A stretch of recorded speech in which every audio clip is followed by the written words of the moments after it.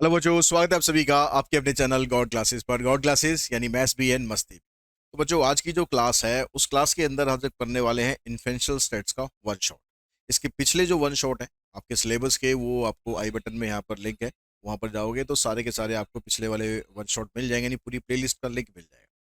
ठीक है, और आगे स्टार्ट करने से पहले, क्योंकि आप लोग अपनी प्रिपरेशन कर रहे हो बोर्ड एग्जाम 2025-26 के लिए, इस बार आपके सिलेबस में कुछ चीज़ें चेंज हुई हैं। अब जो बुक अवेलेबल मार्केट के अंदर है तो उसमें सिलेबस में चेंजेस नहीं हुए हैं। तो आप एक रिलायबल बुक के लिए अगर आप सर्च कर रहे हो कि भाई कौन से बुक से आप प्रिपरेशन करें, तो मैं बता दूं कि हमारे पास एक आपके लिए क्वेश्चन बैंक है। ठीक है, जो कि जो रिड्यूस सिलेबस है आपका, इस साल जो सिलेबस चेंज हुआ है उसी के अकॉर्डिंग ये डिज़ाइन किया गया है। और साथ ही सैम्पल पेपर है।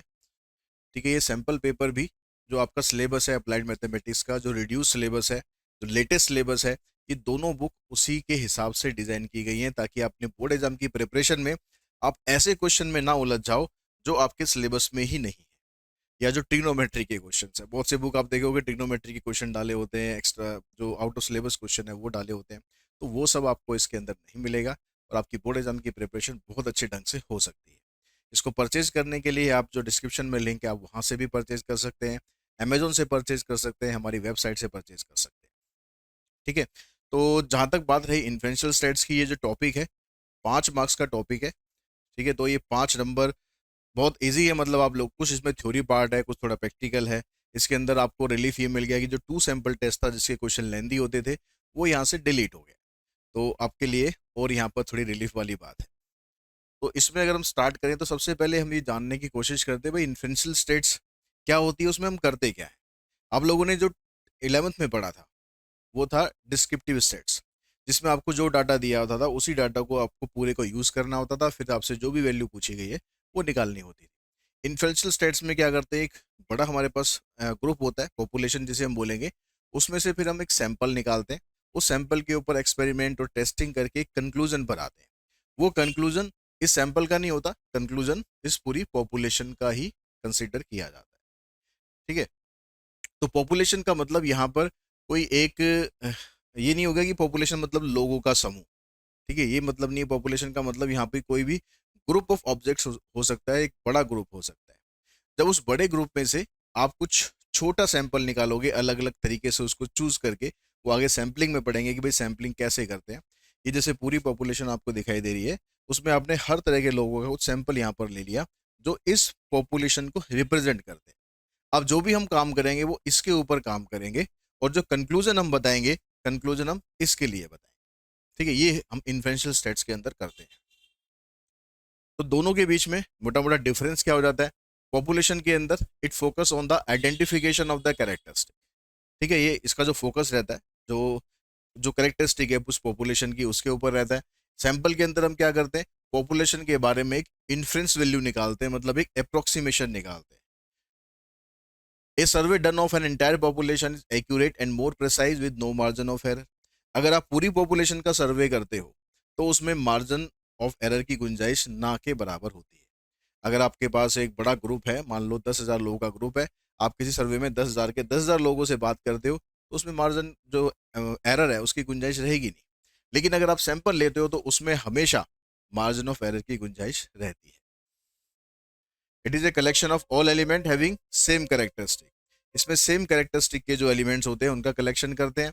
इसके अंदर जो पॉपुलेशन होता है उसी का हम छोटा ग्रुप बनाते हैं। The measurable characteristic of population is called parameter. उस पॉपुलेशन से जो आप कैरेक्टरिस्टिक निकालते हो, जो भी चीज आप निकालोगे, मीन, स्टैंडर्ड डेविएशन, उसको हम बोलेंगे पैरामीटर।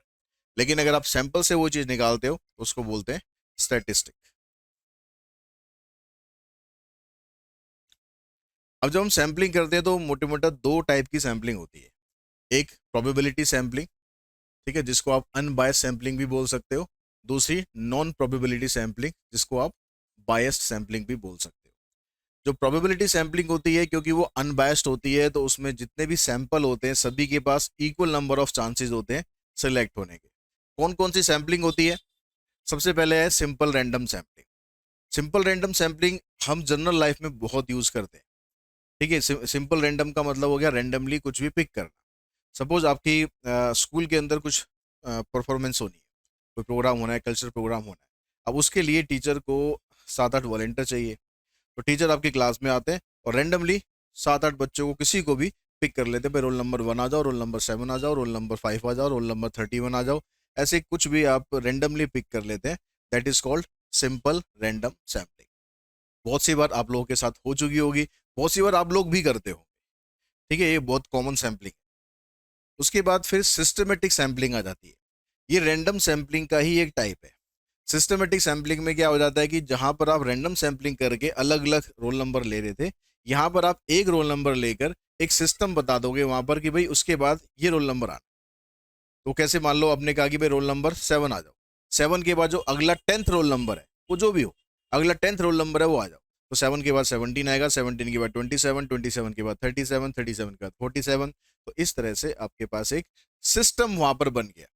तो रैंडम सैम्पलिंग का ही एक और फॉर्म बन जाती है सिस्टमेटिक सैम्पलिंग। उसके बाद आती है हमारे पास स्ट्रेटिफाइड सैम्पलिंग।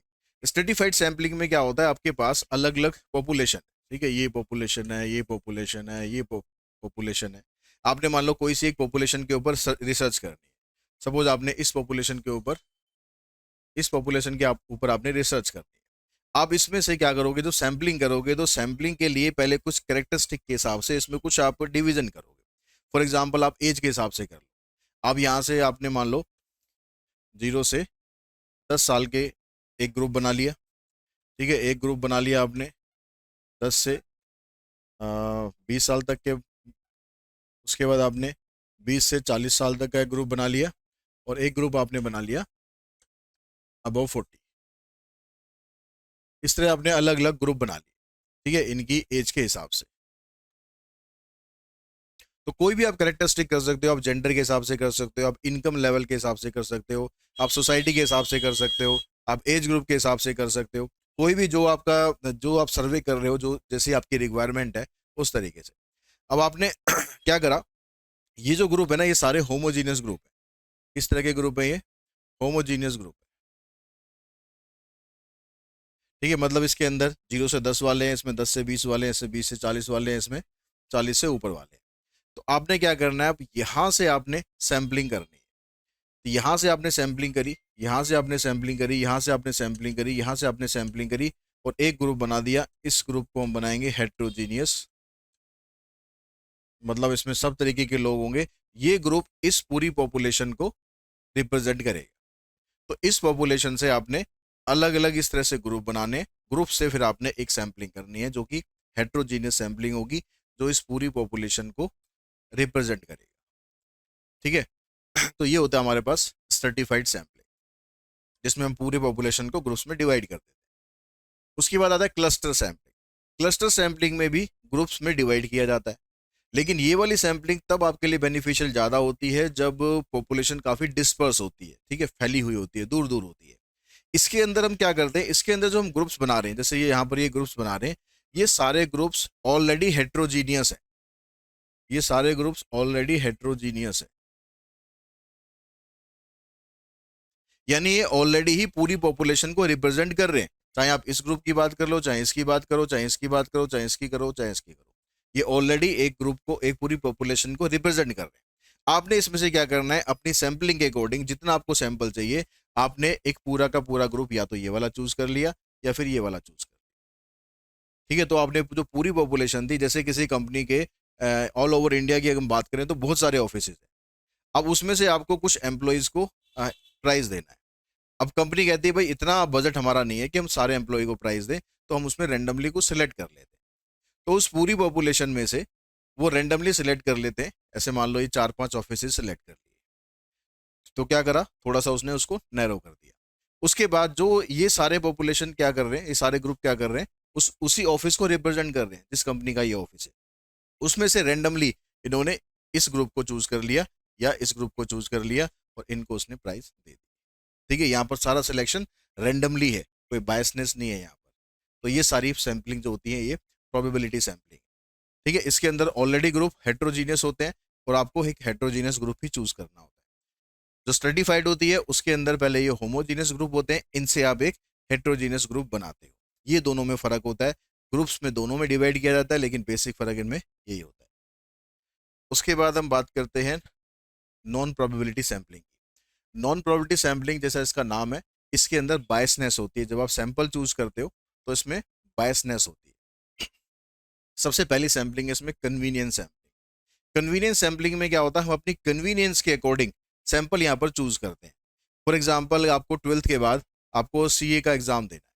अब सीए के एग्जाम के लिए आप अपनी फैमिली में बैठे हैं, आपके साथ कुछ रिलेटिव्स भी आए हुए हैं, फ्रेंड्स भी बैठे हुए हैं।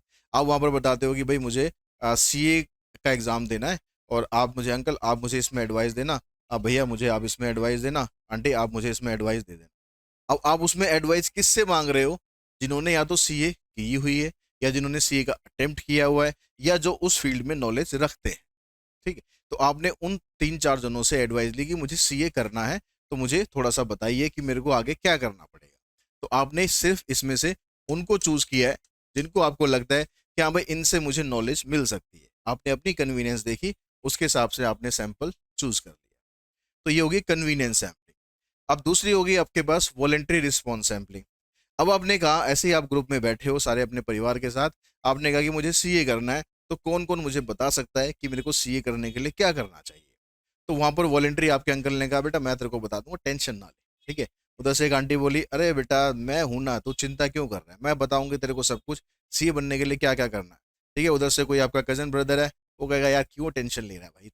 ठीक है, क्या मैं बताता हूँ तेरे को सीए करने के लिए क्या करना है, इतना दिमाग में भड़क मत ले, आराम से मैं बताऊंगा कि क्या क्या तेरे को करना है। तो उन्होंने क्या करा, अपने आप को वॉलंटरी रिप्रेजेंट किया, भाई हम हैं तेरे लिए, हम तुझे बताएंगे कि सीए करने के लिए तुझे क्या करना है। तो वो होता है वॉलंटरी रिस्पॉन्स सैम्पलिंग। उसके बाद नेक्स्ट सैम्पलिंग आती है जजमेंट सैम्पलिंग। ये भी आपने कई बार फेस करी होगी। ठीक है, जजमेंट सैम्पलिंग अगर नहीं करी तो आगे करोगे करोगे डेफिनेटली करोगे। ठीक है, आप कोई इंटरव्यू देने जा रहे हो, या आपके स्कूल में या कॉलेज में कुछ इस तरह की सिलेक्शन होना है, किसी मान लो किसी परफॉर्मेंस के लिए सिलेक्शन होना है, आप सिंगिंग कंपटीशन में पार्टिसिपेट करने जा रहे हो, आप अपना ऑडिशन देने वहां पर गए, 4-5 टीचर बैठे हुए हैं। अब 4-5 टीचर में से टीचर किसको चूज करेगा?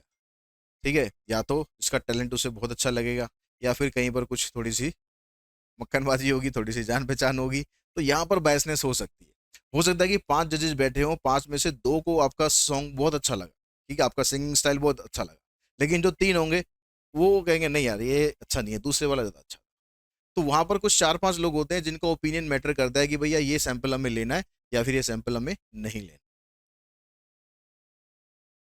उसके बाद आती है स्नोबॉल सैंपलिंग। स्नोबॉल सैंपलिंग के अंदर, जैसे स्नोबॉल क्या मतलब क्या होता है, स्नोबॉल को आप जैसे रोटेट करते हो ना, तो उसमें स्नो इकट्ठी होती जाती है, जुड़ती जाती है, और बॉल जो है वो बड़ी से बड़ी होती जाती है। तो ऐसे ही यहाँ पर कुछ सिस्टम ऐसे होते हैं जहाँ पर स्नोबॉल सैंपलिंग होती है। जैसे सबसे बेस्ट एग्जांपल है इसका multi level marketing. Multi level marketing में एक बंदा है जैसे, ठीक है, इसके पास अपना कुछ प्रोडक्ट है, तो ये कहेगा भैया मेरा प्रोडक्ट आप यूज़ करो, और इसमें आपको ये फ़ायदा मिलेगा, और प्लस आपको इतना परसेंट इसमें इंसेंटिव मिलेगा। अगर आप उसमें बिजनेस ऑफर आपके लिए, अगर आप उसको आगे सेल करते हो तो उस सेल से आपको इंसेंटिव भी मिलेगा। ठीक है, जितनी आप सेल करोगे वहां पर उसका जो कंपनी के पास आना है वो तो आएगा, उसके अलावा आपको 10% कंपनी आपको एज ए इंसेंटिव देगी, यानी जो आपकी कमाई हो जाएगी। तो यहाँ से ये एक बंदा था, एक बंदे ने इन दोनों को अप्रोच किया, इसने इनको अप्रोच किया, इसने इनको अप्रोच किया, आगे ये भी अप्रोच करेंगे, तो इस तरह एक से बढ़ते बढ़ते ये चेन बहुत लंबी होती जाती है। इसको बोलते हैं स्नोबॉल सैम्पलिंग। तो ये 4 हमारे पास सैम्पलिंग होगी नॉन प्रोबेबिलिटी की, 4 थी प्रोबेबिलिटी की। इन सैम्पलिंग के नाम और इनका काम ये दोनों आपको पता होना चाहिए। आपको एग्जाम में हो सकता है एक सिचुएशन मिले, आपको बताना पड़े कि ये किस तरह की सैम्पलिंग की बात हो रही है। उसके बाद आता है फिर सैम्पलिंग एरर। अब सैम्पलिंग हमने कर ली, अब सैम्पलिंग करने पर सैम्पलिंग एरर हम कैसे निकालेंगे? सैम्पलिंग एरर का मतलब होता है जो पॉपुलेशन का मीन होता है और जो सैंपल आपने चूज किया है उसका डिफरेंस, वो होती है सैम्पलिंग एरर। अब ये एरर जितनी आपने सैंपल आपने जितना बेकार चूज करा होगा, आपकी सैम्पलिंग एरर उतनी ज्यादा आएगी। ठीक है, क्योंकि सैंपल कैसे चूज करना होता है ये भी डिपेंड करता है। आपने देखा होगा अक्सर न्यूज़ चैनल के अंदर सर्वे होते रहते हैं, पोल स्पेशली इलेक्शन के बाद सर्वे होते हैं कि ये वाली पार्टी जीत रही है, ये वाली पार्टी हार रही है। उसमें से कुछ के पोल रिजल्ट के आसपास रहते हैं, कुछ के पोल रिजल्ट से बहुत दूर रहते हैं। ठीक है, अब वहां पर डिपेंड वही करता है कि उन्होंने सैम्पलिंग कैसे करी है। अब मान लो कि एक न्यूज़ एजेंसी है, वो सर्वे करने जा रही है, और उन लोगों से सर्वे कर रही है जो वोट ही नहीं देते हैं। इलेक्शन हो रहे हैं गुजरात में, दिल्ली में पूछ रही है कि भैया कौन सी सरकार बनेगी वहां पर। अब दिल्ली वालों को क्या पता कि गुजरात वाले क्या सोच रहे हैं, ठीक है, वो किसको वहां पर वोट कर रहे हैं। तो सैम्पलिंग डिपेंड करता है कि आप क्या सैम्पलिंग कर रहे हो, किस एज ग्रुप में सैम्पलिंग कर रहे हो। ठीक है, अगर आप इलेक्शन की बात करें तो आपको 18 साल से ऊपर के लोगों में सर्वे करना चाहिए, और उसमें भी सब तरह की कैटेगरी आपको यूज करनी चाहिए। ये नहीं है कि भाई 18 से 30 साल के लोग ले लिए, उनका सर्वे करके बता दिया कि भैया ये सरकार बनी। ठीक है, हर तरह का एज ग्रुप उसके अंदर होना चाहिए, वो होती है बढ़िया सैम्पलिंग। जितनी सैम्पलिंग आपकी बढ़िया होगी, इनफ नंबर में होगी, उतना आपका सैम्पलिंग एरर कम हो जाएगा। ठीक है, डिफरेंस कम हो जाएगा। पैरामीटर और स्टैटिस्टिक में क्या डिफरेंस होता है, पीछे हमने पढ़ा था कि भाई जब आप पॉपुलेशन में कुछ भी मेजर करते हो तो उसको बोलते हैं हम पैरामीटर। तो पैरामीटर क्या है, it is a characteristic of A population. और स्टैटिस्टिक क्या है, it is a characteristic of sample. जो पैरामीटर होता है वो एक न्यूमेरिक वैल्यू होती है जो कि हम पूरी पॉपुलेशन से लेते हैं, और स्टैटिस्टिक होता है जो हम सैंपल से निकालते हैं। इसके अलावा जनरली हम पैरामीटर को डिनोट करते हैं ग्रीक अल्फ़ाबेट से, और स्टैटिस्टिक को हम डिनोट करते हैं नॉर्मली इंग्लिश अल्फ़ाबेट से। ये दोनों में डिफरेंस होता है। उसके बाद आता है स्टैटिस्टिकल इन्फ्रेंस। ठीक है, जिसमें हमें टेस्टिंग करनी है। इसमें दो तरीके से टेस्टिंग हम करते हैं, एक होता है एस्टिमेशन का और दूसरा होता है हाइपोथेसिस टेस्टिंग। अब एस्टिमेशन के अंदर भी दो टाइप आती है, एक में पॉइंट एस्टिमेशन होता है और एक इंटरवल एस्टिमेशन होता है। इन दोनों में फ़र्क क्या होता है? अगर हम पॉइंट एस्टिमेशन की बात करें तो जो आप एस्टिमेटेड वैल्यू निकाल रहे हो, जब उसको आप स्पेसिफिक वैल्यू में देते हो, मान लो आपको कोई टास्क मिला, आपके स्कूल का एक टास्क मिला कि भैया आपको अपनी क्लास के एवरेज मार्क्स बताने। तो आपने क्या करा भाई, जितने भी स्टूडेंट थे सबके मार्क्स लिए, उनके आपने एवरेज निकाली। एवरेज निकाल के आपने बता दिया कि भाई अगर 100 में से बात कर रहे हैं तो एवरेज जो है वो 60 की एवरेज आ रही है। ठीक है, मतलब क्लास ज़्यादा होशियार नहीं है। तो आपने एक स्पेसिफिक वैल्यू में दे दिया कि 60 की इसकी एस्टिमेटेड वैल्यू है मार्क्स की। ठीक है, दूसरी तरफ ये हो सकता है कि जो 60 की एवरेज आई है उसमें आपने जाके बताया कि टीचर को कि मैम 55 से लेकर 65 तक के बीच की एवरेज है। तो वो हो गया इंटरवल एस्टिमेशन, जब आप एक इंटरवल में वैल्यू दे रहे हो। इंटरवल एस्टिमेशन जब आप पॉइंट में दे रहे हो तो एक स्पेसिफिक वैल्यू होगी। ठीक है, उसको बोलेंगे पॉइंट एस्टिमेशन। हाइपोथेसिस टेस्टिंग, इसके बारे में बाद में बात करेंगे, पहले पॉइंट एस्टिमेशन की बात करते हैं। पॉइंट एस्टिमेशन में आपको दो चीज पूछी जाएंगी, सैंपल मीन या point estimate of A population mean. तो जो सैंपल मीन होता है वही point estimate of population mean होता है, यानी पॉपुलेशन मीन की एक एस्टिमेटेड वैल्यू वो सैंपल मीन के बराबर ही होती है। तो आपके पास इसका फार्मूला बनेगा सिग्मा एक्स आई अपॉन में एन। उसके बाद दूसरा आपसे पूछेगा सैंपल प्रपोर्शन, हमारे सिलेबस में नहीं है, इसको छोड़ देंगे। Sample standard deviation, sample standard deviation is a point estimate of population standard deviation. तो point estimate of population standard deviation जब भी आपसे पूछेगा तो आपको क्या करना है, फार्मूला यूज करना है सिग्मा एक्स आई माइनस मीन का square divided by N minus one, और फिर इसका लगाना है स्क्वायर रूट। ठीक है, ये क्या है, point estimation of population standard deviation.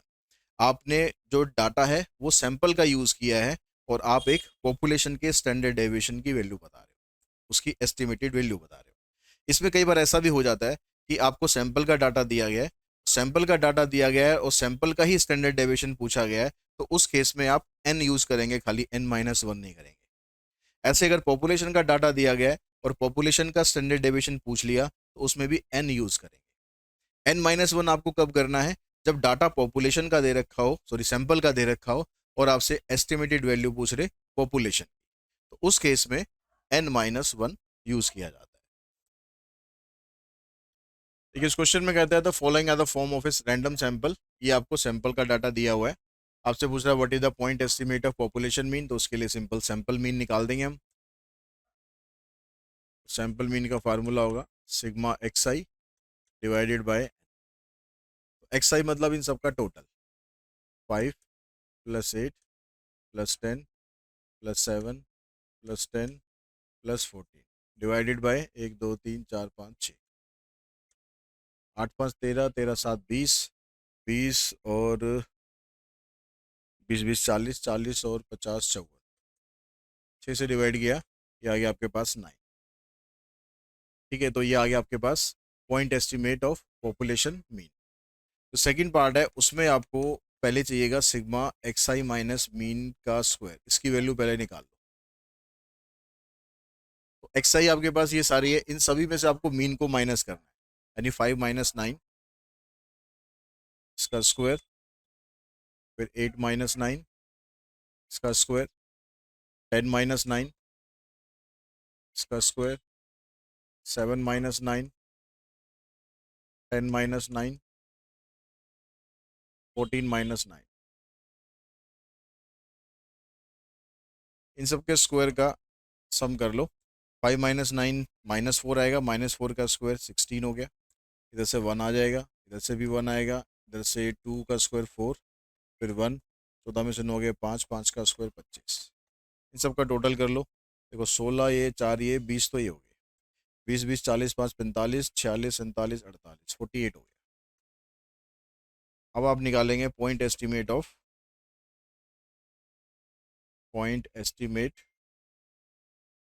Of population standard deviation. Formula क्या रहेगा, सिग्मा एक्स आई माइनस मीन का स्क्वायर डिवाइडेड बाय n-1। तो ये आ जाएगा आपके पास 48/6 - 1 यानी 48/5। 48 को आप डिवाइड कर लो 5 से, तो 5 ने 45, 5 6 30, तो 9.6 का अगर आप स्क्वायर रूट निकालते हैं तो ये लगभग लगभग आपके पास 3.1 के आसपास आएगा, क्योंकि 31 का जो स्क्वायर रूट होता है वो 961 होता है, तो ये ऑलमोस्ट 9.61 ही आ जाएगा। ठीक है, तो आप राउंड ऑफ वैल्यू ऐसे लिख सकते हो, नहीं तो आप प्रॉपर जैसे स्क्वायर रूट निकालते हैं उस तरीके से भी निकाल सकते हैं। उसके बाद आता है हमारे पास इंटरवल एस्टिमेशन। अब इंटरवल एस्टिमेशन में जैसे आपको बताया था मैंने कि उसमें एक लोअर और एक हायर, ये दो वैल्यू होती है। तो लोअर लिमिट और हायर लिमिट ये हमें निकालनी होगी। ठीक है, किसी भी जब भी आप ये निकालते हो, क्लास इंटरवल निकालते हो इसका, ठीक है, इंटरवल एस्टिमेशन करते हो, तो उसको निकालने के लिए आपको दो तीन चीज़ों की जरूरत पड़ती है। ठीक है, उसमें आपको एक तो कॉन्फिडेंस लेवल चाहिएगा, एक आपको सैंपल स्टैटिस्टिक वैल्यू चाहिएगी, और एक मार्जिन ऑफ एरर चाहिएगा। ये तीन चीज़ें आपको उसमें ज़रूर चाहिए। ठीक है, जो कॉन्फिडेंस लेवल होता है ये क्वेश्चन में आपको दे देगा, और इसके हिसाब से फिर इसकी वैल्यू आपको मिलेगी। सैंपल स्टैटिस्टिक मतलब सैंपल का मीन आपको मिल जाएगा, और मार्जिन ऑफ एरर हमें निकालना पड़ेगा। इसके लिए हमारे पास एक फार्मूला रहता है। मार्जिन ऑफ एरर का फार्मूला हो गया Z∝/2 into standard deviation by root है। ये तो Z∝/2 है, इसमें अल्फा होता है level of significance. Level of significance अगर 5% है तो कॉन्फिडेंस लेवल 95% हो जाएगा। ठीक है, लेवल ऑफ सिग्निफिकेंस में अगर 5% हुआ, अल्फा की वैल्यू 5% है, तो इसका मतलब कॉन्फिडेंस लेवल यहाँ पर 95% हो जाएगा। कॉन्फिडेंस लेवल का मतलब होता है कि जब भी आप कोई सर्वे करते हो, सर्वे में आप अपने डाटा के लिए कितना परसेंट श्योर हो। अगर मैंने कोई सर्वे किया और उसमें कहा कि भाई मैं 95% श्योर हूँ, दैट मीन्स मेरा कॉन्फिडेंस लेवल 95% है। मतलब जो वैल्यू है, जो 100 में से 5 कम भी हो सकता है, 5 ज़्यादा भी हो सकता है। ठीक है, इसका मतलब होता है। तो अगर कहीं आपको कॉन्फिडेंस लेवल दिया हुआ 95%, तो ठीक है। अगर आपको ये दिया हो कि लेवल ऑफ सिग्निफिकेंस 5% है, तो उसके हिसाब से कॉन्फिडेंस लेवल आप निकाल सकते हो 95%। और जितना कॉन्फिडेंस लेवल होगा उसके हिसाब से ये वैल्यूज होती हैं। तो इसमें आपको ये वाली वैल्यूज ये क्वेश्चन के अंदर मिलनी चाहिए। फिर भी आप इसमें रिकमेंड मैं आपको ये करूंगा 95% की वैल्यू आप याद कर लो, क्योंकि मोस्टली क्वेश्चन के अंदर 95% ही आता है। तो 95% के हिसाब से वैल्यू आएगी इसकी 1.96। ठीक है, और अगर 90% होगा तो ये वैल्यू लेनी है, 99% होगा तो ये वैल्यू लेनी है।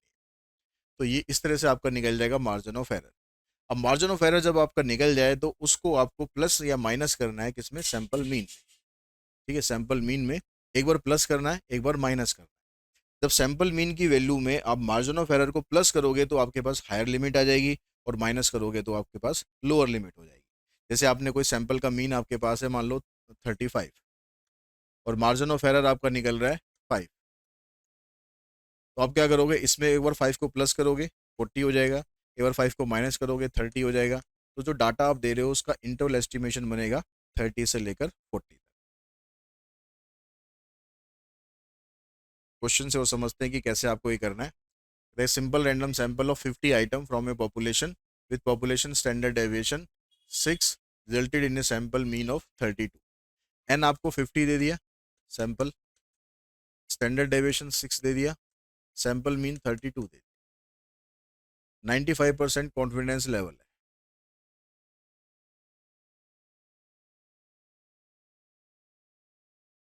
इसके हिसाब से जेड अल्फा बाई 2 की वैल्यू बनेगी 1.96। ठीक है, टेबल में 95% की वैल्यू 1.96। अब पहले आप निकालो मार्जिन ऑफ एरर। इसका formula Z alpha by 2 standard deviation by root N. तो जेड अल्फा बाई 2 की वैल्यू 1.96, स्टैंडर्ड डेविएशन 6, एन हो गया आपका 50। तो जो 50 है आपके पास ये ऑलमोस्ट 7 के आसपास ही है। तो आप इसमें इसकी जो वैल्यू है 7 या 7.1 यूज़ कर सकते हो। ठीक है, अगर आप निकाल के भी देखोगे इसकी वैल्यू तो इसी के आसपास ही आ रही होगी। 7,749 ये छोटा रहेगा। ठीक है, डेसिमल लगाओ, 2 जीरो उतारते हैं, डेसिमल के बाद 2 सत्ते 14। यहाँ पर अगर मैं जीरो ले लूँगा तो वैल्यू छोटी रहेगी, यानी जीरो लगाकर आपको एक वैल्यू और डालनी है। फिर ये चला जाएगा 936, 9 और 3 12, लगभग 8 पर जाएगा। तो 7.08 इस तरह से कुछ आएगा, यानी आप राउंड ऑफ करके 7.1 ले सकते हो। ठीक है, या कैलकुलेशन को ईजी करना है थोड़ा तो 7 भी ले सकते हो, ज़्यादा कुछ में फ़र्क नहीं आएगा। तो आप इसमें वैल्यू 7 लेकर भी चल सकते हो। 7 से इसको काटेंगे हम,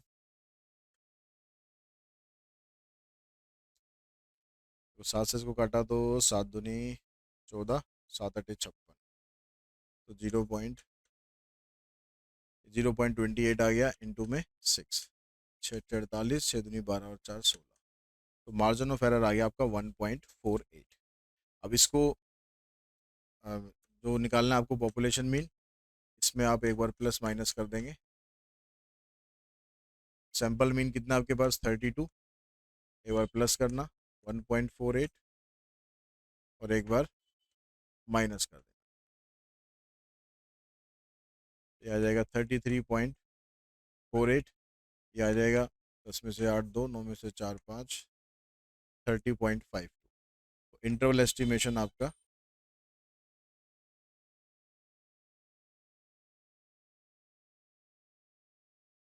30.52 से 33.48 तक बन जाएगा। ठीक है, ये बन गया आपका इंटरवल एस्टिमेशन। यहाँ पर अगर ये 7 से कट रहा हो तो इसको रख लो, अगर ये 7 से पूरा पूरा ना कटे तो 7.1 करके ही फिर करो, और इसके आंसर के आप क्लोज आ जाओगे। इसमें कहता है 95% confidence interval for a population is reported to be this. ये आपको कॉन्फिडेंस इंटरवल ऑलरेडी दे दिया। ठीक है, और 95% कॉन्फिडेंस लेवल है, कॉन्फिडेंस लेवल कह रहा 95% है। ठीक है, और population standard deviation is 15। Sample size आपको निकालना है, कॉन्फिडेंस इंटरवल दे दिया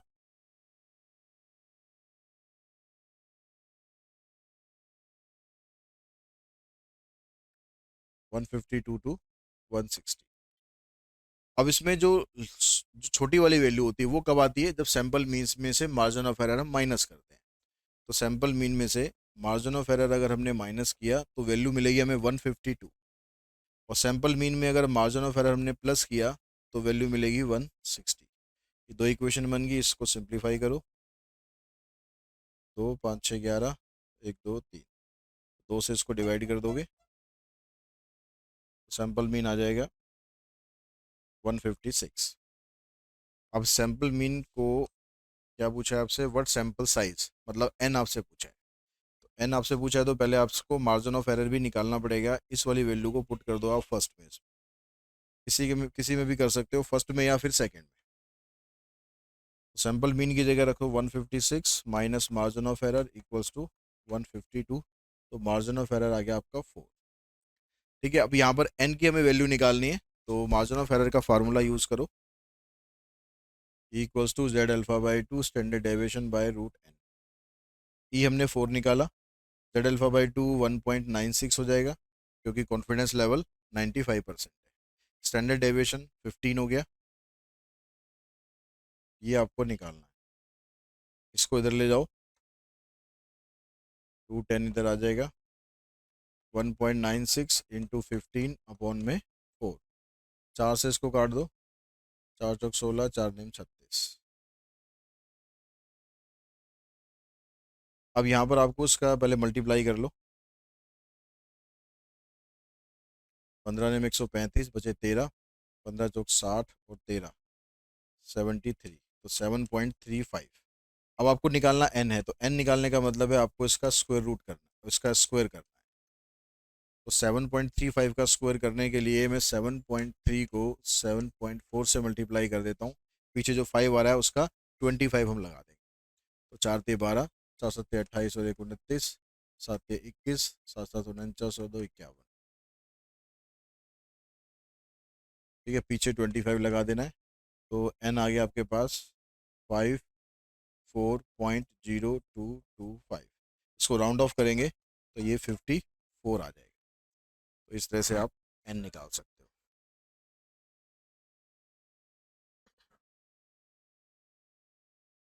उसके बाद आपके सिलेबस में सेंट्रल लिमिट थ्योरम दे रखी है। हालांकि आपको जो इसके क्वेश्चन है वो क्वेश्चन इसमें नहीं दे रखे हैं बुक में।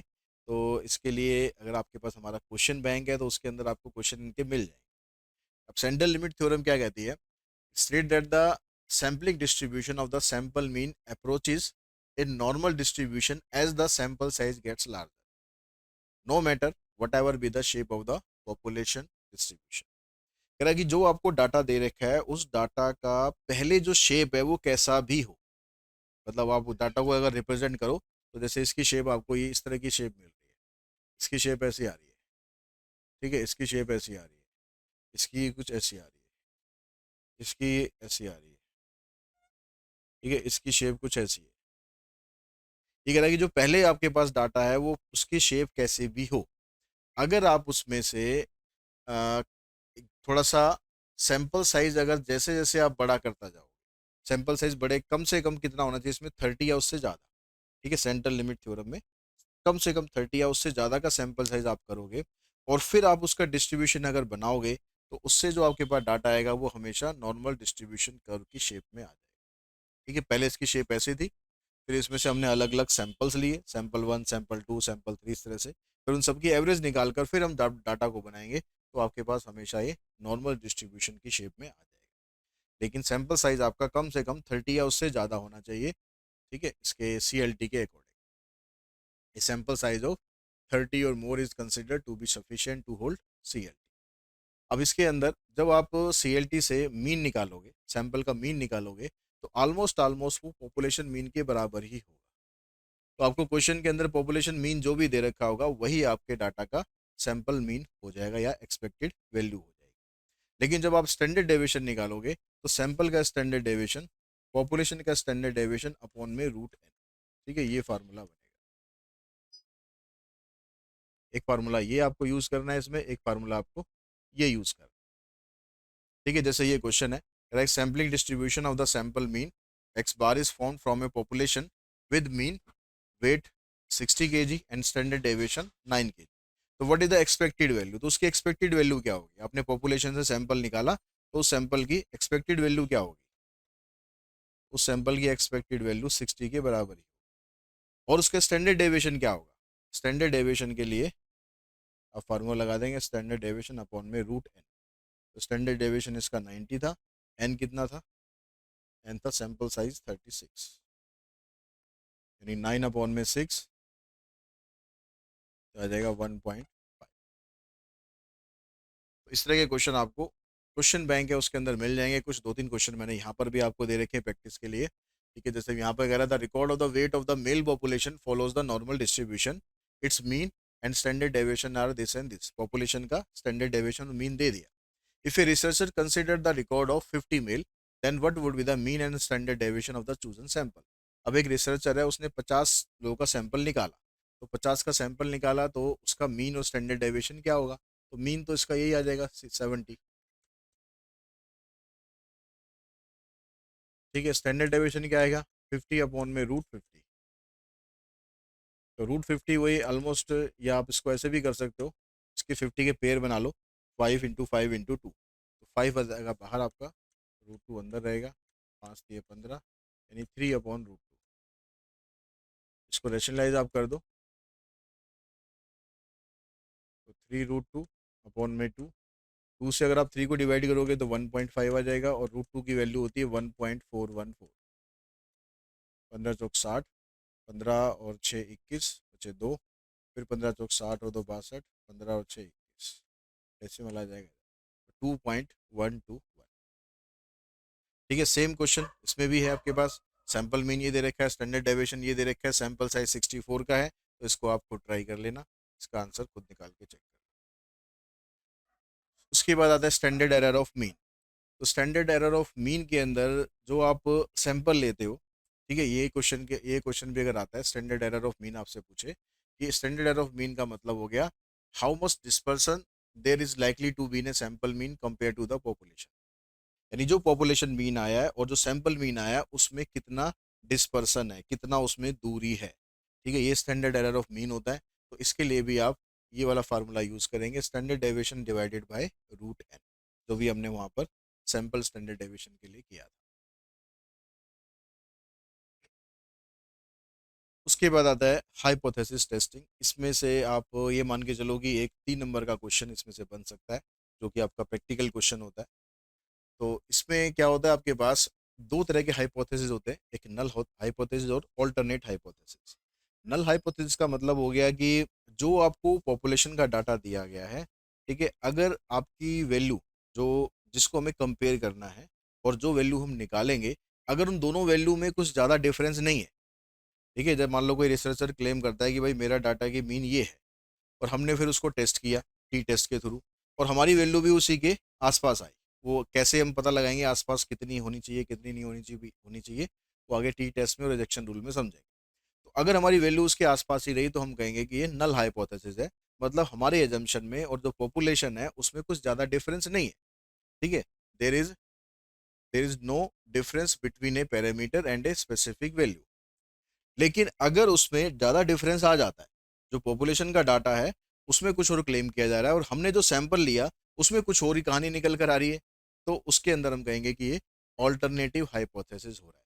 जो एजम्पशन यहाँ पर है वो जो डाटा आपको दिया गया उसका ऑल्टरनेटिव है, उसका उल्टा है। ठीक है, तो उसको हम बोल देंगे ऑल्टरनेट हाइपोथेसिस। इसको HA से या H1 से डिनोट करते हैं, इसको H0 से डिनोट कर देते हैं।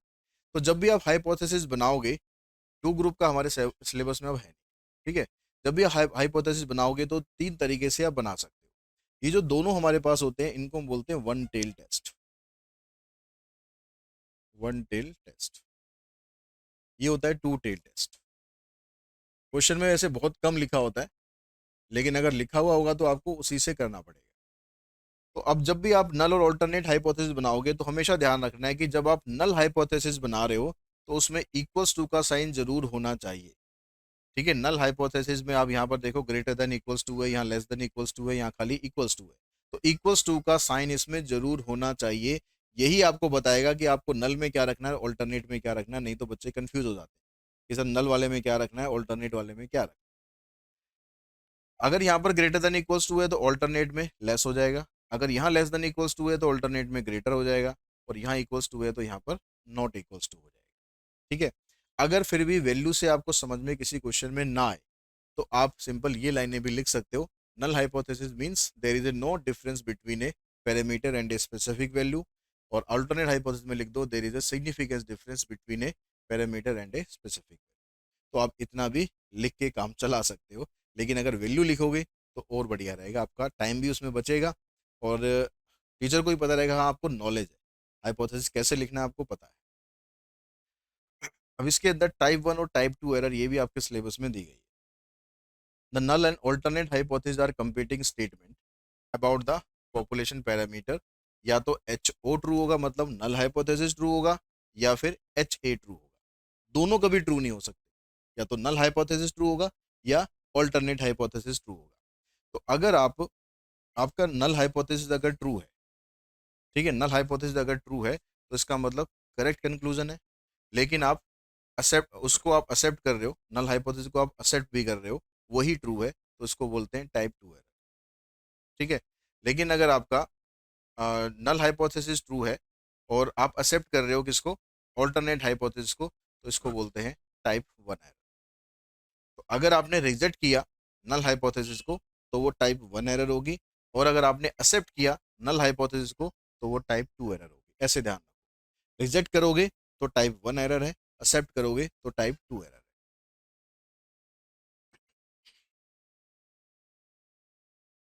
अब यहाँ पर देखो कि आपको हाइपोथेसिस कैसे बनाने हैं। ठीक है, पहले एक दो क्वेश्चन करते हैं हाइपोथेसिस कैसे बनाने हैं, फिर उसके बाद टी टेस्ट के क्वेश्चन करते हैं। अब जैसे यहाँ पर इस क्वेश्चन में क्या था है कि एक पिज्जा रेस्टोरेंट है, वो क्लेम कर रहा है कि जो एवरेज पिज्जा डिलीवरी है वो 30 मिनट की है। आपने पिज्जा मंगाया किसी दुकान से, उसने कहा कि भाई हमारा एवरेज टाइम सर 30 मिनट है। तो उसका जो स्टेटमेंट है वो ट्रू कब होगा, जब पिज्जा 30 मिनट में या उससे पहले आ जाए, 30 मिनट में या उससे पहले आ जाए। ठीक है, तो इक्वल्स टू का साइन यहाँ पर किसके साथ आएगा, लेस देन के साथ, लेस देन और इक्वल्स टू 30।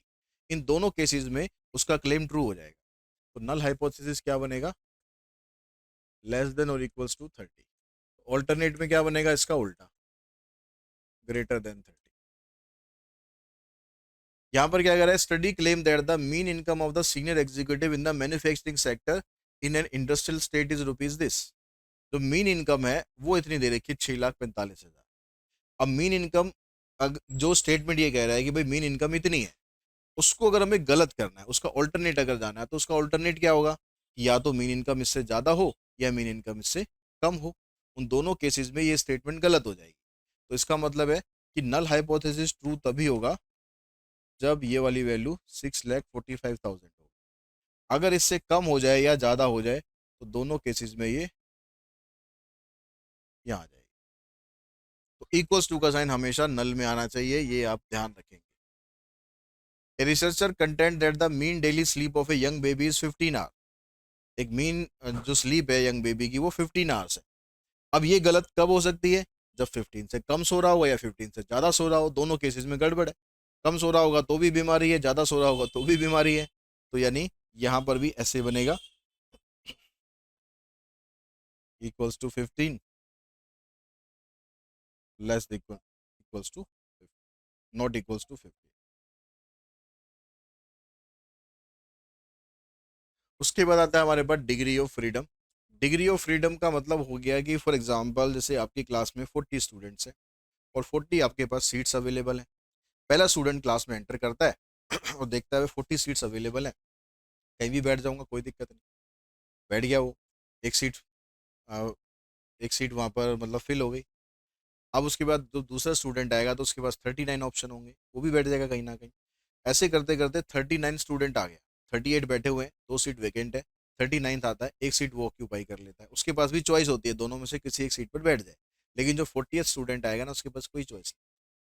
तो अगर हम डिग्री ऑफ फ्रीडम की बात करें यहाँ पर, तो लास्ट वाला स्टूडेंट है, उसके पास कोई चॉइस नहीं है। यानी जो भी आपका एन दिया होगा उसमें से एक कम कर दो, 40 - 1 यानी 39 के पास चॉइस थी। ठीक है, 40 वाले के पास चॉइस नहीं थी। तो डिग्री ऑफ फ्रीडम आ जाएगा N-1। ठीक है, टू सैंपल टेस्ट वैसे हमारे सिलेबस में है नहीं। ठीक है, वैसे इसमें N1 + N2 - 2 हो जाता है। जैसे यहाँ पर कह रहा है कि भाई एक क्लासरूम है, उसके अंदर 25 स्टूडेंट की कैपेसिटी है और 24 स्टूडेंट के पास चॉइस है कि वो बैठे नहीं बैठे। तो इसका डिग्री ऑफ फ्रीडम आ जाएगा 25 - 1 यानी 24। अब उसके बाद हम बात करते हैं टी टेस्ट। ठीक है, जिसका जो क्वेश्चन है ज़्यादा चांसेस आने के। वैसे तो सिलेबस में हमारे बस 1 सैंपल टी टेस्ट अब है, ये 2 सैंपल टेस्ट पहले होता था, ये तो पहले भी नहीं था। ठीक है, लेकिन अब हमें सिर्फ टी टेस्ट करना है। जब आप टी टेस्ट परफॉर्म करोगे तो टी टेस्ट के अंदर हमारे पास दो फार्मूले होते हैं, एक फार्मूला ये होता है, एक फार्मूला ये होता है। इसमें ये एन वाला जो कंसेप्ट है इसको आप छोड़ो। ठीक है, ये दो चीज़ें होती हैं इसके अंदर। अब यहाँ पर ये फार्मूला कब लगाना है, ये फार्मूला कब लगाना है, ये भी मैटर करता है। लेकिन सीबीएसई ने जैसे लास्ट ईयर क्या किया था कि क्वेश्चन तो इस फार्मूले का था, इसने इससे भी लगाया, उसको भी उसने मार्क्स दे दिए थे। लेकिन ये मत सोचना कि हर बार ऐसा ही होगा। तो आप स्पेसिफिक जाने की कोशिश करो, सही फार्मूला लगाने की कोशिश करो। दोनों फार्मूले सही हैं, लेकिन आपको ध्यान क्या रखना है, जब आपको सैंपल का स्टैंडर्ड डेविएशन दे रखा हो, जब आपको सैंपल का स्टैंडर्ड डेविएशन दे रखा हो, तो आप ये वाला फार्मूला अप्लाई करें। ठीक है, जब आपको पॉपुलेशन का स्टैंडर्ड डेविएशन दे रखा हो तो उसमें आप ये वाला फार्मूला अप्लाई करें। ठीक है, अब जब आपने टी टेस्ट लगा दिया, टी टेस्ट लगाने के बाद आपने वैल्यू निकाल ली। अब आपको पता कैसे चलेगा कि रिजेक्ट होगा या एक्सेप्ट होगा नल हाइपोथेसिस? तो उसके लिए रिजेक्शन रूल हम देखते हैं। रिजेक्शन रूल क्या कहता है कि अगर जो टी वैल्यू आपने निकाली है उसकी मॉड वैल्यू टी अल्फा या टी अल्फा बाई टू, जो भी वैल्यू आपको दे रखी होगी, ये वन टेल टेस्ट के अकॉर्डिंग होता है, ये टू टेल टेस्ट के अकॉर्डिंग होता है, तो ये आपको क्वेश्चन के अंदर मिलेगी। आपको टेंशन लेने की जरूरत नहीं है कि भाई कौन सा टेस्ट लेना है। ठीक है, दोनों वैल्यू आपको मिलेंगी, या तो ये या फिर ये। तो आपकी जो वैल्यू है इन वाली वैल्यू से या तो बड़ी हो या बराबर हो, तो उस केस में हम कहेंगे कि नल हाइपोथेसिस रिजेक्ट हो गया। ठीक है, पीछे हमने एक वो देखा था, कर्व देखा था, उसमें हमने कुछ यहाँ पर रेड कलर का निशान लगा हुआ था, तो ये हमारा रिजेक्शन एरिया होता है। ठीक है, ये रिजेक्शन एरिया होता है, ये हमारा एक्सेप्टेबल रीजन होता है। तो जब हमारी टी वैल्यू यहाँ पर आ जाती है, ठीक है, इसकी मॉड वैल्यू चाहे नेगेटिव हो चाहे पॉजिटिव हो, या फिर यहाँ आ जाती है, तो नल हाइपोथेसिस रिजेक्ट हो जाता है। ठीक है, और ऑल्टरनेट हाइपोथेसिस एक्सेप्ट हो जाता है। अगर नल हाइपोथेसिस हमारा इस रेंज में रहता है, मतलब टी वैल्यू हमारी इससे कम रहती है, जो भी वैल्यू आपको दे रखी होगी, तो इसका मतलब है कि नल हाइपोथेसिस एक्सेप्ट हो जाएगा। इस तरह हम पता लगाएंगे कि नल हाइपोथेसिस एक्सेप्ट हो रहा है या फिर रिजेक्ट हो रहा है। टू सैंपल टेस्ट हमें नहीं करना है। और जैसे यहाँ पर कहता है कि एक शू maker company produces a specific model of shoes having 15 months average life time.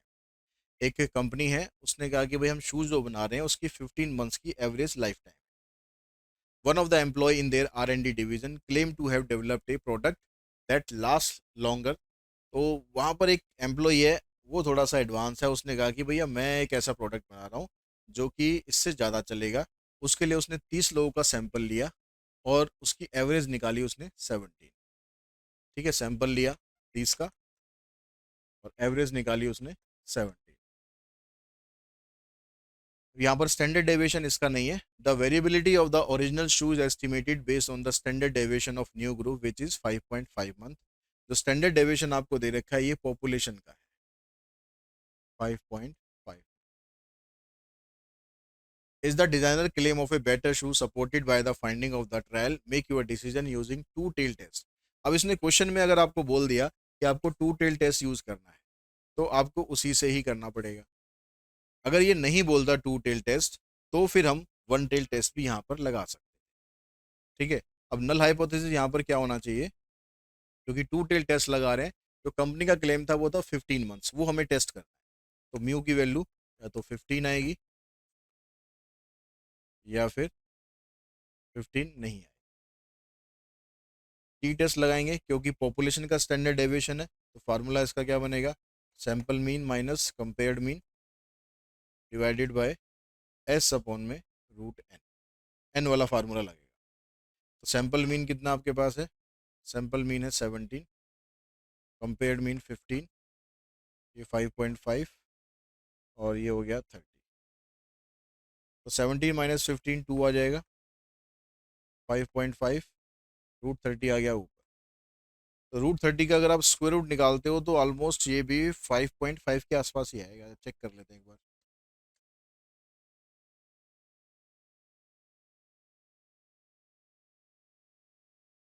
तो देखो 5 से अगर मैं इसको करूंगा ना तो ऑलमोस्ट इसके आसपास ही है। ठीक है, इसके आसपास ही, इससे बहुत ज़्यादा दूर नहीं है, तो राउंड ऑफ वैल्यू इसकी 5.5 ही आ जाएगी। तो आप यहाँ पर 5.5 ही रख देना, ये कैंसिल, तो वैल्यू आ गई आपकी 2। अब ये वाली वैल्यू आपको कंपेयर करनी है जो वैल्यू गिवन है ये। तो हमारी जो वैल्यू है टी वैल्यू इस वाली वैल्यू से छोटी है। छोटी होने का मतलब है null hypothesis does not reject.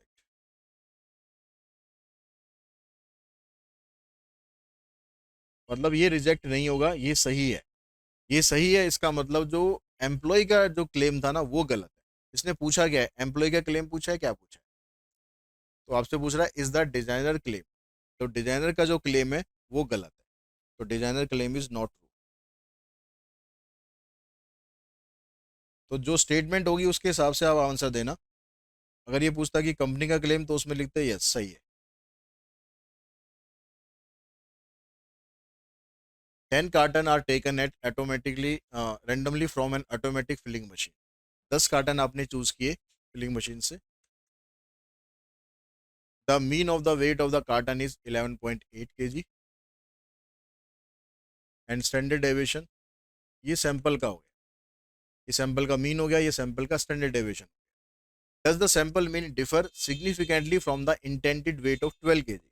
अब कह रहे हैं कि जो ये सैंपल मीन है, क्या ये 12 किलोग्राम का जो इंटेंडेड वेट है उससे क्या ये डिफरेंट है। ऐसे मत देखना कि 11.8 उसी के आसपास तो है सर, तो सेम तो होना ही चाहिए। रिजेक्शन रूल से हम चेक करेंगे। तो यहाँ पर जो फार्मूला आ जाएगा आपका, आ जाएगा एस अपॉन में root n minus one. 11.8 minus, compare किसको करना है, 12 kg को। स्टैंडर्ड डेविएशन 0.15 अपॉन में 10 - 1। इसमें से इसको माइनस करेंगे, -0.2, ये ऊपर आ जाएगा √9, नीचे 0.15। तो इसको मैं लिख लूँ -0.20 लिख लूँ, डेसिमल के बाद जीरो लगा देंगे, कुछ फर्क पड़ेगा नहीं। वो क्यों लिखा, क्योंकि नीचे भी दो प्लेस में था, ये डेसिमल डेसिमल कैंसिल हो जाएगा। 3 × 5 = 15, 5 × 20, ये आ जाएगा -4। चाहे माइनस हो चाहे प्लस हो, आपको जो वैल्यू लेनी है वो मॉड वैल्यू लेनी है। ठीक है, जो मॉड वैल्यू हमारी होगी इस वाली वैल्यू से ज़्यादा है। इसका मतलब नल हाइपोथेसिस हो गया रिजेक्ट। नल हाइपोथेसिस हमने लिखा नहीं था यहाँ पर। नल हाइपोथेसिस यहाँ पर क्या बनेगा, म्यू इज इक्वल्स टू 12 और नॉट इक्वल्स टू 12। ठीक है। अगर वो पूछ रहा था कि भाई 12 kg से डिफरेंट है, अगर 12 kg से डिफरेंट होगी तो कम हो चाहे ज़्यादा हो, डिफरेंट ही कंसीडर होगा।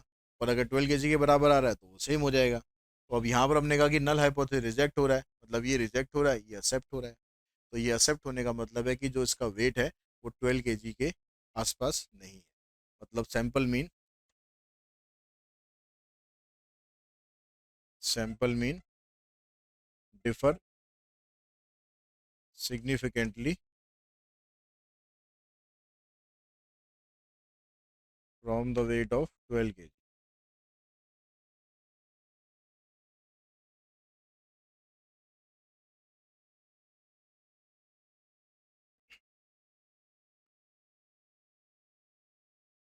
A random sample of size 25 from a normal population has mean 47.5 and standard deviation 8.4। अब यहाँ पर ये पॉपुलेशन का ही आपको वो दे रखा है स्टैंडर्ड डेविएशन। ठीक है, n 25 हो गया। जो मीन आपको कंपेयर करना है 47.5 है, नहीं जो कंपेयर करना है वो 42 है। ठीक है, तो इसको हम लेके चलेंगे sample, as a sample mean लेके चलेंगे। स्टैंडर्ड डेविएशन इसका 8.4 है। और हमें ये चेक करना है कि does this information refute the claim that the mean of the population is 42। तो इसके ये रिफ्यूज करता है या नहीं करता है। मतलब ये रिफ्यूज कब करेगा, जब हमारा 42 मीन आ जाएगा तो रिफ्यूज नहीं करेगा। और अगर इससे डिफरेंट होगा तो ये रिफ्यूज करेगा। तो यहाँ पर क्योंकि आपको सीधा पॉपुलेशन का डाटा दे रखा था, तो फार्मूला इसमें आ जाएगा पहले वाला।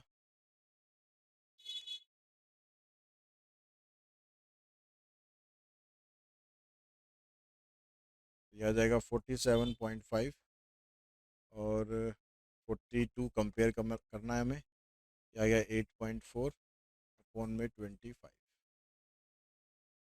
47.5 में से 42 को माइनस करोगे तो आ जाएगा 5.5। ये 25 का स्क्वायर रूट 5 हो जाएगा, ये ऊपर आ जाएगा, ये 8.4। डेसिमल डेसिमल खत्म कर दो, 25 और 2 27। 84 से डिवाइड करो, 275 को कटेगा तो ये है नहीं।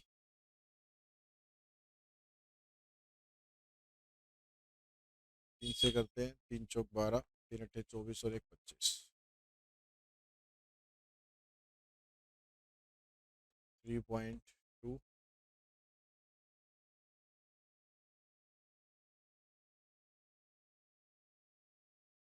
7, लगभग 7 पे चला जाएगा तो 3.27 आ जाएगा।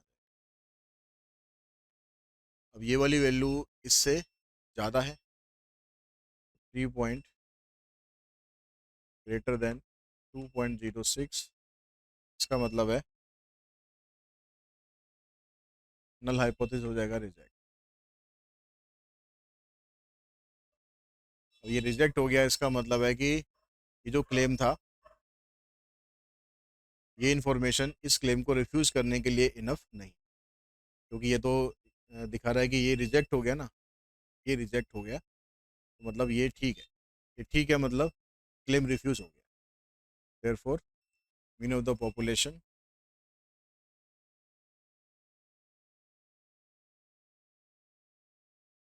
Is not 42। ठीक है, ये रिजेक्ट हो गया मतलब ये आ गया, तो इसमें कह रहा है 42 के बराबर, तो यानी ये जो, तो इस तरह से आप ये टी टेस्ट के क्वेश्चन कर सकते हैं। और इसी क्वेश्चन के साथ ये वीडियो यहीं पर हम फिनिश करते हैं।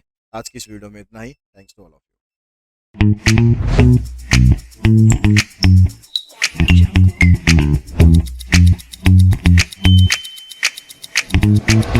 यू।